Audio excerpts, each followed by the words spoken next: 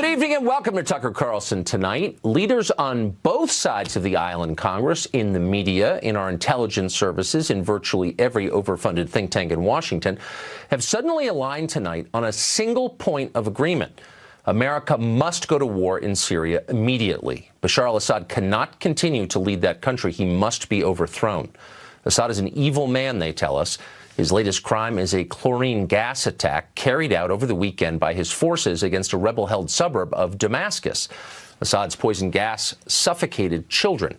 Pictures of the aftermath of that are all over the internet, and they are horrifying. Assad is a monster. That's the official story. Almost everyone in power claims to believe it. The push to war in Syria, by the way, has united politicians from both sides. Lindsey Graham and Howard Dean typically agree on very little. Not much at all. But today they are both calling for war in Syria. Graham is demanding massive attacks on the Syrian military. Dean is going even further than that. On Twitter, he called the president, quote, a wimp for merely sending thousands of troops and launching tons of bombs at Syria. That's not enough for Howard Dean, who, as you may remember, once ran for president as the peace candidate. Tonight, he wants total war in Syria. Television pundits, of course, strongly agree. This morning, the foreign policy team over on MSNBC explained that it's far more important for American troops to fight in Syria than it is to secure our own border here in America. Watch. There's no question that now, all these years later, it is Donald Trump's challenge. He has to take action. He's spoken to Macron. What he ought to do is a coordinated action. There has to be a comprehensive response. As Trump leaves to fight his imaginary border war, he's leaving the real war where we could make a difference, and said he's turning it over to Assad and to Iran and to ISIS. This is something that Barack Obama wouldn't even do if confronted with these set of facts.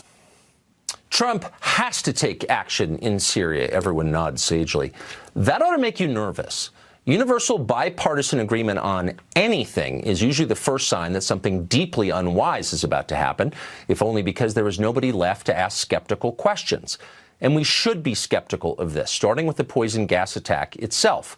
All the geniuses tell us that Assad killed those children. But do they really know that? Of course they don't really know that. They're making it up. They have no real idea what happened. Actually, both sides in the Syrian civil war possess chemical weapons. How would it benefit Assad using chlorine gas last weekend? Well, it wouldn't. Assad's forces had been winning the war in Syria. The administration just announced its plans to pull American troops out of Syria, having vanquished ISIS. That's good news for Assad, and about the only thing he could do to reverse it and to hurt himself would be to use poison gas against children. Well, he did it anyway, they tell us. He's that evil. Please. Keep in mind, this is the same story they told us last April. Do you remember that? It was almost exactly a year ago. The new administration announced it was no longer seeking to depose Assad from power. Regime change was no longer our policy. So the usual war chorus in Washington started yelping, went berserk, and days later, Assad supposedly used sarin gas against civilians in Syria. There was video. We bombed a Syrian airbase in response to that. At the time, this show asked what seemed like the obvious question: are we really sure that Assad did that? It seems weirdly timed and counterproductive to him. Shut up, they explained. Of course we're sure. What an unpatriotic question. But of course they were lying. 2 months ago, the Secretary of Defense admitted that actually we still have no proof that Assad used sarin gas last year. The story, it turns out, was propaganda. It was designed to manipulate Americans, just like so much of what they say. We've seen this movie before, and we know how it ends. But just for the sake of argument, let's assume they're not lying this time. Let's assume Assad did just use chlorine gas against kids. He's perfectly capable of that, by the way, not defending his moral character. Let's say he did do it. Would that be worth starting a new war over? Overthrowing Assad's regime in Syria would result in chaos. Many thousands would die. And in fact, we might likely see the genocide of one of the last remaining Christian communities in the Middle East, and we ought to care about that.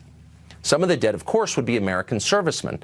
A new war would cost us tens of billions of dollars, maybe hundreds of billions. Would it make America safer? Would it make the region more stable? Let's see. How exactly did regime change work in Iraq and Libya? Doesn't matter, say our moral leaders on CNN and everywhere else. Atrocities like this cannot be tolerated. Okay, but let's be real. We do tolerate atrocities like this all the time. For example, there's a devastating famine killing children in Yemen right now. The Saudis are causing that famine. Should we drop tomahawks on Riyadh in response? Not until it's on YouTube, apparently. When you conduct foreign policy by viral video, pictures are essential. But in real life, Syria is a highly complicated place. With Assad gone, who would run it exactly? Do we have another strongman in place to install? Or is it our hope that a stable democracy will magically appear in the wake of this protracted civil war? And who exactly are these moderate rebels you're always hearing about, the ones that we're supporting with your tax dollars? Well, a lot of them turn out to be Islamist crazies.